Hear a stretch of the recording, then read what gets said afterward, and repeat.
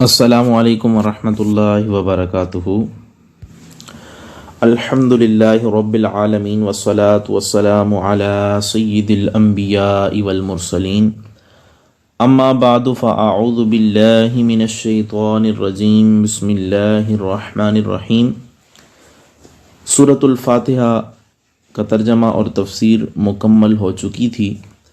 اب انشاءاللہ عز وجل سورۃ البقرہ جس کا ترجمہ اور تفسیر آپ کے سامنے پیش کی جائے گی۔ آج انشاءاللہ سورۃ البقرہ کا تعارف اور پہلی 2 آیات کا ترجمہ اور اس کی تفسیر آپ کے سامنے بیان کی جائے گی۔ اللہ تعالیٰ سے دعا ہے اللہ تعالیٰ مجھے حق و سچ بیان کرنے، ہم سب کو سمجھنے اور اس پر عمل کی توفیق عطا فرمائے، آمین برحمتک یا ارحم الراحمین۔ سب سے پہلے تو یہ جان لیں کہ سورہ بقرہ یہ مدینہ منورہ میں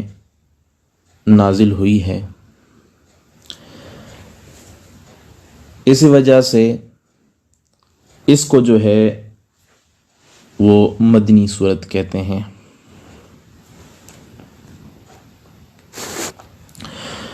اور اس آیت میں بلکہ اس سورت میں 40 رکوع، 286 آیات اور جس کے الفاظ 6031 اور حروف کی تعداد 20,000 ہے۔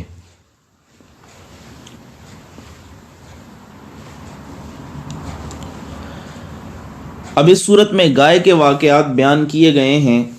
اس وجہ سے اس کا نام سورہ بقرہ رکھا گیا ہے، اور اس میں عقائد و اعمال کے متعلق اہم ترین تعلیمات ہیں۔ روایتوں میں آتا ہے کہ حضرت عمر رضی اللہ تعالی عنہ کو اس سورت کو سیکھنے میں کئی سال لگ گئے، اور اس سے مراد الفاظ کو حفظ نہیں بلکہ اس کے احکام اور مسئلوں کو سمجھنا تھا۔ اور تفسیر قرطبی میں آتا ہے کہ حضرت عمر نے اس سورت کو اس کی فقاہت اور معانی کے ساتھ 12 سال میں اس کو پڑھا سمجھا، اور اسی طرح ان کے بیٹے حضرت عبداللہ بن عمر رضی اللہ تعالی عنہ نے اس سورت کو 8 سال میں پڑھا، یعنی 8 سال تک مسلسل اس کے معنی، مفاہیم اور اس کے احکامات کو سمجھتے رہے۔ اور اسی طرح ابن عربی رحمۃ اللہ تعالی علیہ نے فرمایا ہے کہ میں اپنے بعد اساتذہ کو یہ کہتے ہوئے سنا ہے کہ اس سورت میں 1000 امر یعنی 1000 حکم، 1000 نہی یعنی جن سے روکا گیا ہو، اور 1000 حکم اور 1000 خبریں ہیں۔ اسی طرح ایک اور قول بھی ملتا ہے، وہ یہ ہے کہ اسے فسطاط القرآن کہا جاتا ہے، اور اس سورت کی فضیلت عظیم ہے اور اس کا ثواب جسیم ہے۔ اور اس سورت میں وہ آیت بھی ہے جو آسمان سے سب سے آخر میں نازل ہوئی، یعنی 10ویں ذی الحجہ کے دن جو منا میں نازل ہوئی، وَاتَّقُوا يَوْمًا تُرْجَعُونَ فِيهِ إِلَى اللَّهِ، جو قرآن کریم کی سب سے آخری آیت ہے۔ اس کے فضائل کے بارے میں بھی آتا ہے کہ اللہ کے پیارے محبوب صلی اللہ تعالی علیہ وآلہ وسلم نے فرمایا کہ سورہ بقرہ پڑھو کیونکہ اس کا حاصل کرنا برکت ہے اور اس کا چھوڑنا حسرت ہے، اور بطلہ اس کے پڑھنے کی طاقت نہیں رکھتے۔ راوی فرماتے ہیں کہ بطلہ سے مراد جادوگر ہیں۔ اور حضرت ابو ہریرہ سے یہ بھی مروی ہے کہ اللہ کے پیارے محبوب صلی اللہ تعالی علیہ وآلہ وسلم نے فرمایا، اپنے گھروں کو قبرستان نہ بناؤ، شیطان اس گھر سے بھاگ جاتا ہے جس میں سورہ بقرہ پڑھی جاتی ہے،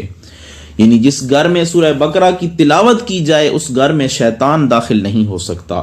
تو آج مومنوں کو چاہیے کہ اس سورت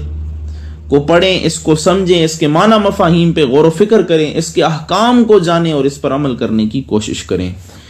اسی طرح ایک اور روایت ملتی ہے، حضرت سہل بن سعد فرماتے ہیں اللہ کے محبوب صلی اللہ تعالی علیہ وآلہ وسلم نے فرمایا، ہر چیز کی کوہان ہوتی ہے اور قرآن کی کوہان سورہ بقرہ ہے، اور جس نے اسے رات کے وقت اپنے گھر میں پڑھا اس کے گھر میں 3 راتیں شیطان داخل نہ ہوگا، اور جس نے اسے دن کے وقت پڑھا تو وہ شیطان اس کے گھر میں 3 دن داخل نہ ہوگا، اور اس سے مراد وہ سرکش شیطان ہے۔ اسی طرح اس کے فضائل کے بارے میں حضرت ابو امامہ باہلی رضی اللہ تعالیٰ عنہ سے روایت ہے،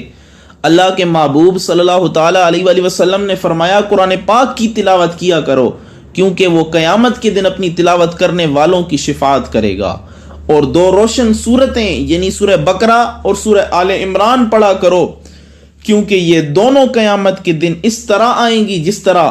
2 بادل ہوں یا 2 سائبان ہوں یا 2 اڑتے ہوئے پرندوں کی قطاریں ہوں، اور یہ دونوں صورتیں اپنے پڑھنے والوں کی شفاعت کریں گی۔ اور سورہ بقرہ پڑھا کرو، کیونکہ اس کو پڑھتے رہنے میں برکت ہے اور نہ پڑھنے میں حسرت ہے،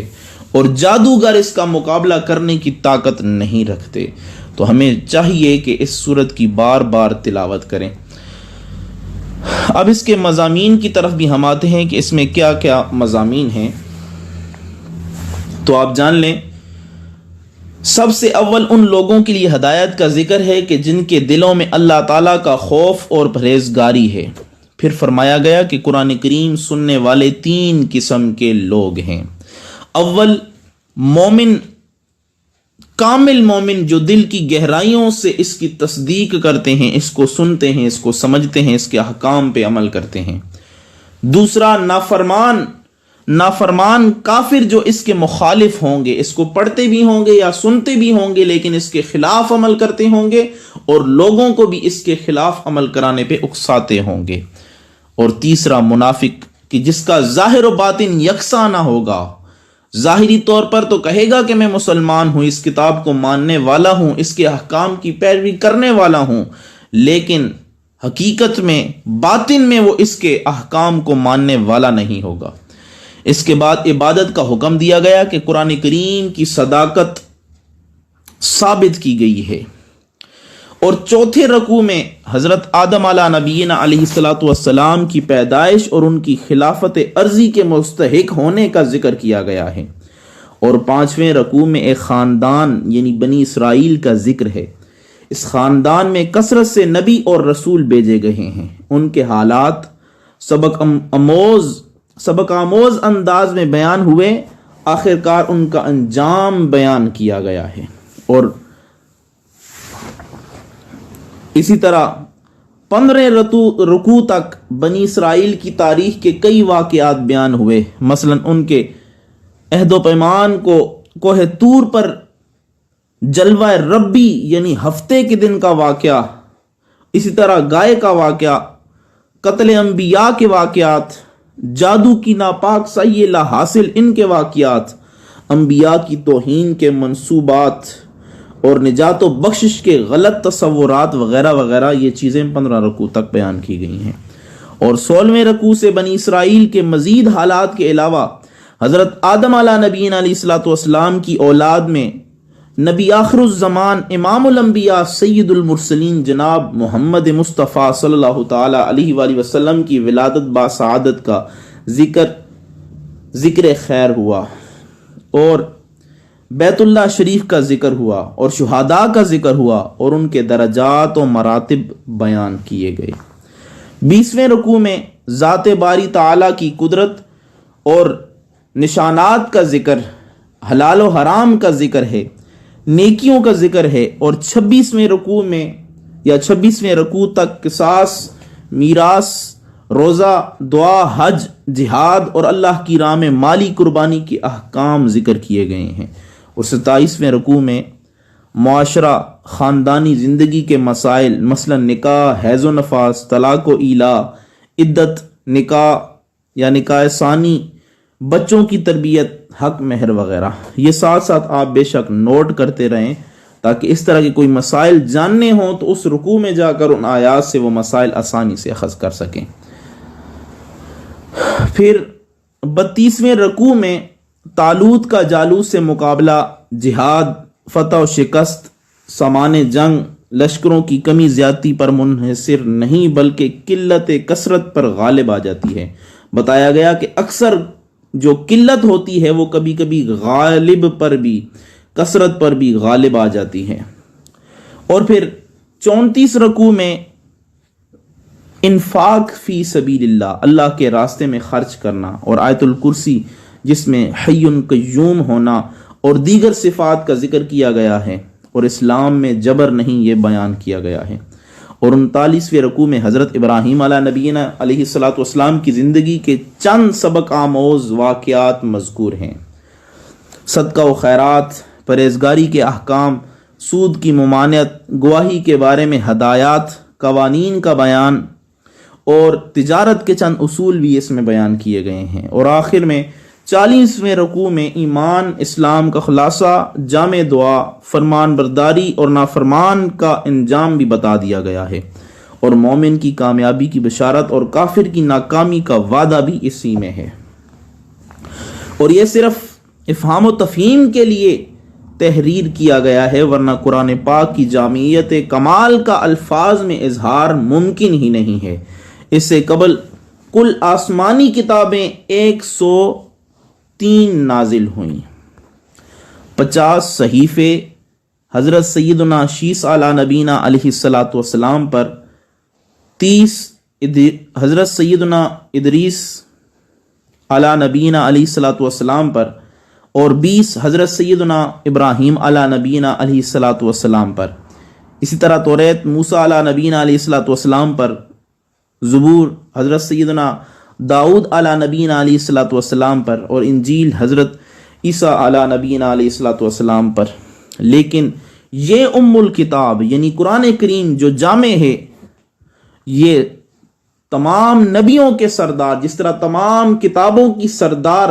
یا تمام کتابوں کی اصل کتاب قرآن ہے، اسی طرح جو تمام نبیوں کے سردار ہیں،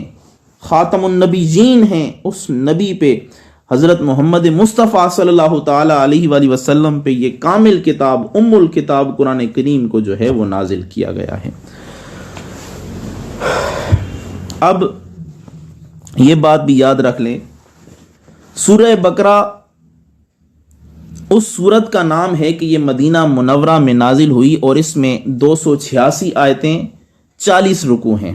اور حضرت عبداللہ بن عباس رضی اللہ تعالی عنہ فرماتے ہیں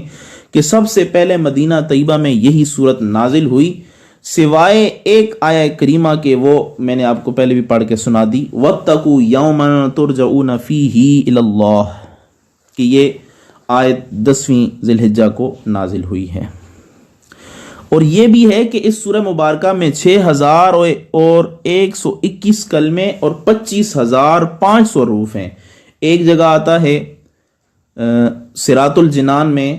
یا تفسیر حسنات میں کہ اس میں 25,500 حروف ہیں، تفسیر خازن میں بھی یہی ہے، اور تفسیر ضیاء القرآن میں ہے کہ 20,000 اس میں حروف ہیں۔ اب یہاں پہ صاحب جمل کی تحقیق یہ ہے کہ قرآن پاک میں سورتوں کے نام نہ لکھے جاتے تھے، یعنی پہلے یہ سورتوں کے نام نہیں لکھے جاتے تھے۔ یہ طریقہ جو رائج کیا تو یہ حجاج نے نکالا ہے، حجاج بن یوسف جو تھا۔ اور شیخ اکبر محی الدین ابن عربی فرماتے ہیں کہ اس سورہ مبارکہ میں 1000 حکم، 1000 نواہی اور 1000 خبریں ہیں، لیکن اہل باطل یعنی جادوگر اس کی استطاعت نہیں رکھتے، جو حدیث کا جو ہے وہ خلاصہ ہے۔ اب اس صورت کے خواص کیا ہیں وہ پہلے بھی بتا دیے گئے ہیں کہ جس گھر میں پڑھی جائے، دن میں پڑھی جائے تو شیطان داخل نہیں ہوتا، رات کو پڑھی جائے تو 3 دن تک شیطان اس گھر میں نازل نہیں ہوتا۔ اب اس کا شان نزول کیا ہے؟ اللہ تعالیٰ نے اپنے حبیب پاک سے وعدہ فرمایا تھا کہ آپ پر ایسی کتاب نازل کی جائے گی جو نہ پانی سے دھو کر مٹائی جائے نہ پرانی ہو، یعنی مسلمان کے سینے میں وہ محفوظ ہو جائے گی۔ تو قرآن پاک نازل ہوا اور اس میں فرمایا گیا ذالک الکتاب، یہ وہ کتاب موعود ہے، یعنی یہ وہ کتاب ہے کہ جس کا آپ سے وعدہ کیا گیا تھا۔ اور ایک قول یہ ہے کہ بنی اسرائیل سے ایک کتاب نازل فرمانے اور بنی اسماعیل میں سے ایک رسول مبعوث کرنے کا وعدہ فرمایا تھا۔ اور جب حضور علیہ الصلوۃ والسلام نے مدینہ طیبہ میں ہجرت فرمائی تو یہاں یہود کثرت میں تھے، تو فرمایا الف لام میم ذالک الکتاب، نازل فرما کر اس وعدے کے ایفا کی خبر دے دی کہ جو ہم نے وعدہ کیا تھا اس کو ہم نے پورا کر دیا۔ اب یہاں پہ اگر دیکھا جائے تو اس سورت کی ابتدا الف لام میم یعنی حروف مقطعات سے ہو رہی ہے۔ یہاں یہ جان لینا چاہیے سورہ بقرہ کی جو ابتدا الف لام میم سے ہوتی ہے، اس قسم کے حروف کو حروف مقطعات کہتے ہیں، اور یہ حروف اکٹھے لکھے جاتے ہیں لیکن جدا جدا پڑھے جاتے ہیں۔ الف لام میم یا اس سورت کے علاوہ 5 سورتوں کے ابتدا میں آتے ہیں، اور حروف مقطعات سے شروع ہونے والی سورتوں کی کل تعداد 29 ہے، 29 یعنی 29۔ مفسرین نے ان کے متعلق کہا ہے کہ اللہ عالم بمرادہ، کہ اس کے مفہوم حقیقی کو اللہ ہی جانتا ہے۔ یہ اسرار الہی اور متشابہات ہیں کہ ان کی مراد اللہ تعالیٰ اور اس کے رسول کے مابین ہیں، وہی اسے جانتے ہیں۔ کسی شاعر نے کیا خوب کہا تھا، میان عاشق و معشوق رمزیست، کرامن کاتبین را ذو خبر نیست، یعنی یہ محب اور محبوب کے درمیان یہ جو حروف مقطعات ہیں، یہ محب اور محبوب کے درمیان ایسا راز ہیں کہ جس کی خبر فرشتوں کو بھی نہیں ہے، اور ہمیں ان کے حق ہونے پر ایمان لانا چاہیے، لیکن معنی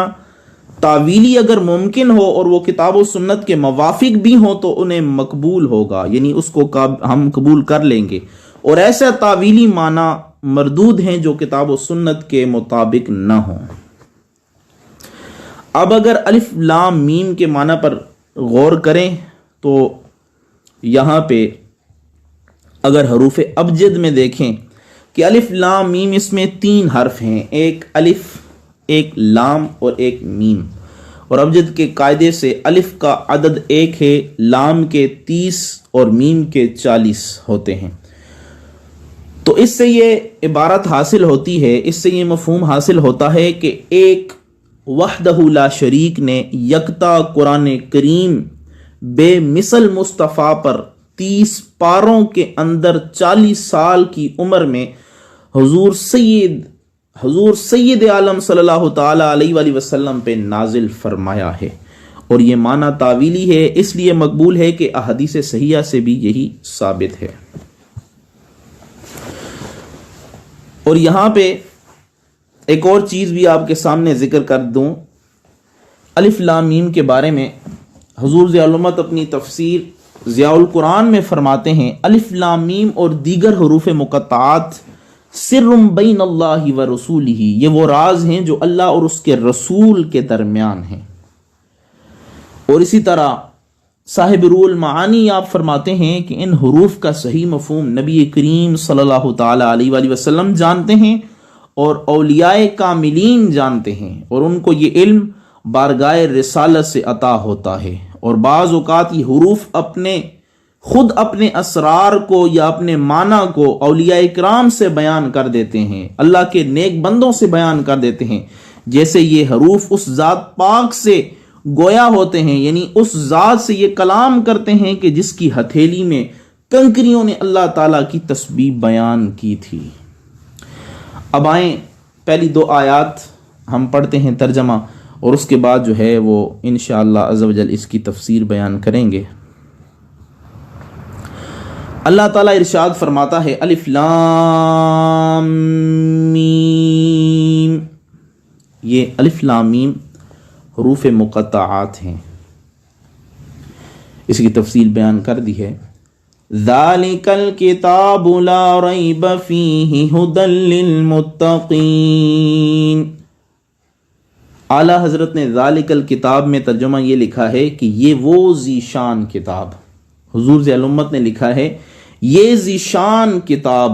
لا ریب فیہ، ذرا شک نہیں ہے اس میں، ہدن یہ ہدایت ہے، للمتقین پرہیزگاروں کے لیے۔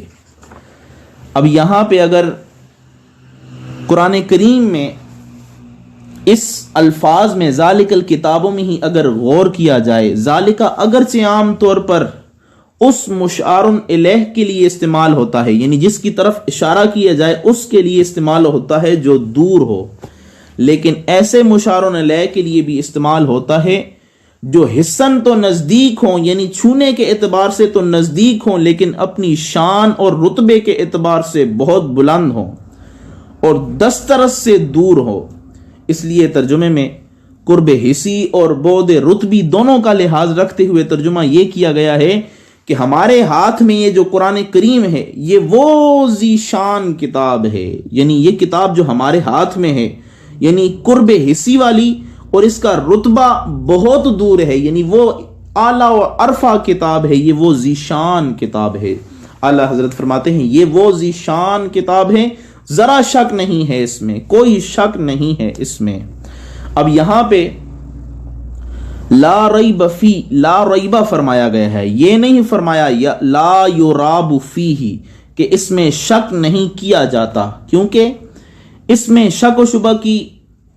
گرد اڑانے والوں کی نہ پہلے کمی تھی نہ اب کمی ہے۔ لوگ پہلے بھی اس پہ کوشش کرتے تھے کہ اس کتاب میں شک کیا جائے، اور آج کے دور کے منافقینوں اور کفار کوشش کر رہے ہیں کہ اس قرآن کریم پہ شک کیا جائے، اس میں کوئی عیب نکالا جائے، لیکن فرمایا لا ریب فیہ،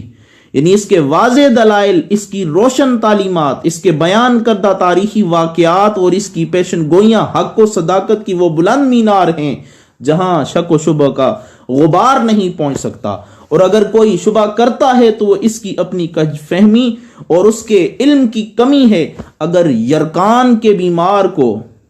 ہر چیز زرد دکھائی دیتی ہے تو یہ اس کی آنکھوں کا قصور ہے، ہر چیز تو زرد نہیں ہے۔ اور یہاں پہ کتابن یہ کتیبتن سے بنا ہے، اور کتیبتن اس کے معنی ہے جمع ہونا، چونکہ قرآن کریم میں تمام علوم جمع ہیں، سائنس والے علوم بھی اس میں جمع ہیں، زمین والے علوم بھی اس میں جمع ہیں، اور علم فلکیات بھی اس میں جمع ہیں، علم الارض جو ہیں وہ بھی اس میں جمع ہیں، علم الاشجار ہے، درختوں کے جو علم ہیں، ہر چیز کا علم قرآن کریم میں موجود ہے، آدمی اگر کوشش کرے تو ہر چیز اس سے مل جاتی ہے۔ اور ریبن یہ ریبتن سے بنا ہے، جس کا معنی ہے کلک، پریشانی، جیسے عربی محاورے میں کہتے ہیں ریب الزمانی، یعنی زمانے کی مصیبتیں، اور اصطلاح میں اس شک کو ریب کہتے ہیں کہ جس میں بدگمانی شامل ہو۔ تو معلوم ہوا کہ شک تردد کو کہتے ہیں، اور اس ریب اور اس شک کو کہتے ہیں کہ جس میں بدگمانی ہو اور کھٹکا پایا جاتا ہو۔ اب حاصل کلام یہ ہوا کہ قرآن کریم کلام الہی ہونے میں اس قدر یقین کا حامل ہے، یا اس قدر یقین والا ہے کہ اس میں شک کی کوئی گنجائش باقی ہی نہیں ہے۔ آگے فرمایا ہدن، ہدایت، راستے کا علم، منزل پر پہنچنے کی قدرت۔ ہدایت یعنی یہ ہدایت ہے۔ اب اگر دیکھا جائے تو یہ قرآن کریم ہدل للناس ہے، یعنی سارے انسانوں کے لیے ہدایت ہے، لیکن اس کی ہدایت سے فائدہ کیونکہ پرہیزگار ہی اٹھاتے ہیں، اس لیے یہاں اس لحاظ سے تخصیص کر دی، اور ایسا استعمال ہر زبان میں عام ہے۔ تقوی کا اگر لغت میں معنی دیکھا جائے متقین کہ جعل النفس فی وقایت مما یخاف، یعنی ہر وہ آدمی یعنی نفس کو ہر ایسی چیز سے محفوظ کرے کہ جس سے اسے نقصان کا اندیشہ ہو، خوف کا اندیشہ ہو، تو اس کو متقی کہتے ہیں یا اس کو تقوی کہتے ہیں، کہ جو آدمی گناہوں سے دور رہے۔ اور یہاں پہ تقوی کے اور بھی بہت سارے معنی کیے گئے ہیں کہ متقی کی جمع ہے، اور لفظ تقوی احتیاط، نگہداشت کو بھی کہتے ہیں، اور متقی یہ وقایتن سے بنا ہے، جس کا معنی حفاظت ہے، اور شریعت میں تقوی اسے کہتے ہیں کہ انسان ان کاموں سے بچے جو اس کے لیے آخرت میں نقصان دہ ہوں۔ اور آیت کے معنی ہوئے قرآن پاک ان لوگوں کو ہدایت دینے والا ہے جو پرہیزگار ہیں۔ اب یہاں پہ اگر دیکھا جائے کہ پرہیزگار کون لوگ ہیں، قرآن کن کے بارے میں کہتا ہے؟ اللہ فرماتا ہے ان اکرمکم عند اللہ اتقاکم، تم میں سے اللہ کے نزدیک زیادہ عزت والا وہی ہے جو زیادہ پرہیزگار ہے، جو زیادہ گناہوں سے کنارہ کش ہے۔ دوسری جگہ فرمایا ان اللہ مع الذین اتقوا، اللہ ان لوگوں کے ساتھ ہے جو تقوی والے ہیں، جو پرہیزگاری اختیار کرنے والے ہیں۔ اور اسی طرح ایک اور جگہ فرمایا وَمَن يَتَّقِ اللَّهَ يَجْعَل لَّهُ مَخْرَجًا وَيَرْزُقْهُ مِنْ حَيْثُ لَا يَحْتَسِبُ، جو شخص اللہ سے ڈرے گا اللہ تعالیٰ اسے ہر مصیبت سے چھٹکارا عطا فرمائے گا اور اس کو اس طرح رزق دے گا جو اس کے خیال میں یا اس کے گمان بھی نہیں ہوگی، جو اس کے گمان میں بھی نہیں ہوگی۔ اور حضرت سیدنا عبداللہ بن عباس رضی اللہ تعالیٰ عنہ سے روایت ہے کہ اللہ کے محبوب صلی اللہ تعالیٰ علیہ وآلہ وسلم نے فرمایا، جو شخص یہ چاہتا ہے کہ لوگوں میں عزت حاصل کرے وہ اللہ تعالیٰ سے ڈرے اور پرہیزگاری اختیار کرے۔ تقویٰ کے بہت سارے معنی یہاں پہ کیے گئے ہیں، جو سب سے بہترین معنی یہاں پہ ہے وہ ایک تو حضرت عبداللہ بن عباس رضی اللہ تعالیٰ نے فرمایا کہ متقی وہ ہے کہ جو شرک اور کبائر اور فواحش سے بچتا رہے۔ لیکن حضور ضیاء الامت رحمۃ اللہ تعالی علیہ نے جو تفسیر ضیاء القرآن میں ذکر کیا ہے، آپ فرماتے ہیں تقوی کا معنی یہ ہے، التقوی اللہ یراک اللہ حیث نہاک ولا یفقدک حیث امرک، یعنی تیرا رب تجھے وہاں نہ دیکھے جہاں جانے سے اس نے تجھے روکا ہے، اس مقام سے تجھے غیر حاضر نہ پائے جہاں حاضر ہونے کا اس نے تجھے حکم دیا ہے۔ اب اللہ نے تمہیں مسجد میں جانے کا حکم دیا ہے تو وہاں تم غیر حاضر نہ ہو، اور جوئے شراب خانے بری محفلوں میں جانے سے تمہیں روکا ہے تو وہاں تمہیں اللہ حاضر نہ پائے۔ تو یہ اصل میں تقوی کا معنی ہے۔ اور پھر تقوی کے مراتب بھی ہیں۔ تقوی کے مراتب مثلاً عوام کا تقوی یہ ہے کہ ایمان لا کر کفر سے بچے رہیں، اور جو درمیانے درجے کے ایمان والے ہیں ان کا تقوی یہ ہے کہ جو امر و نواہی ہیں ان کی اطاعت کرتے رہیں، جو اللہ تعالیٰ کے حکم ہیں ان کی پیروی کرتے رہیں، اور جو نواہی ہیں ان کی پیروی یہ ہے کہ جن کاموں سے روکا گیا ہے ان سے باز آ جائیں، ان سے رک جائیں۔ اور خواص کا تقوی یہ ہے، یعنی جو خاص الخاص ہیں، جو اللہ تعالیٰ کے دوست ہیں، اللہ تعالیٰ کے ولی ہیں، ان کی علامت یہ ہوتی ہے یا ان کے لیے تقوی یہ ہے کہ ہر ایسی چیز کو چھوڑ دیں جو اللہ تعالیٰ کی یاد سے انہیں غافل کر دے۔ یہ تفسیر جمل میں موجود ہے۔ اور یہاں پہ اعلیٰ حضرت رحمۃ اللہ تعالی علیہ نے جو تقوی کی اقسام بیان کی ہیں وہ بھی آپ کے سامنے بیان کرتا چلوں۔ اعلیٰ حضرت فرماتے ہیں تقوی کی 7 قسمیں ہیں۔ نمبر 1 کفر سے بچنا، نمبر 2 بد مذہبی سے بچنا، نمبر 3 کبیرہ گناہ سے بچنا،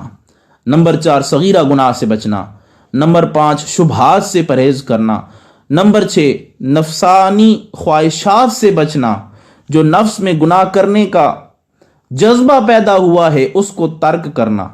اور 7 اللہ تعالیٰ سے دور لے جانے والی ہر چیز کی طرف توجہ کرنے سے بچنا۔ اور قرآن عظیم ان 7 مرتبوں کی طرف ہدایت کرنے والا ہے، تو جو قرآن کریم کے احکامات پر عمل کرتا ہے اور نواہی سے بچتا رہتا ہے تو اس کا مطلب یہ ہے کہ وہ تقوی کے ان 7 مراتب پہ قائم ہے۔ اور اللہ تعالیٰ سے کی دعا بھی ہے، اللہ تعالیٰ سے دعا ہے کہ اللہ تعالیٰ ہم سب کو تقوی کے ان 7 مراتب پہ قائم رہنے اور اسی طرح کے اعمال کرنے کی توفیق عطا فرمائے جو اللہ تعالیٰ نے ہمیں حکم دیے ہیں، اور جن سے منع فرمایا ہے ان سے باز رہنے کی بھی توفیق عطا فرمائے۔ آج انشاءاللہ یہی 2 آیات کا ترجمہ اور تفسیر بیان کی جا چکی ہے، اور باقی انشاءاللہ عز و جل اگلی کلاس میں تفسیر بیان کی جائے گی۔ اللہ تعالیٰ سے دعا ہے اللہ تعالیٰ ہم سب کو سمجھنے کی توفیق عطا فرمائے۔ آمین برحمتک یا ارحم الراحمین۔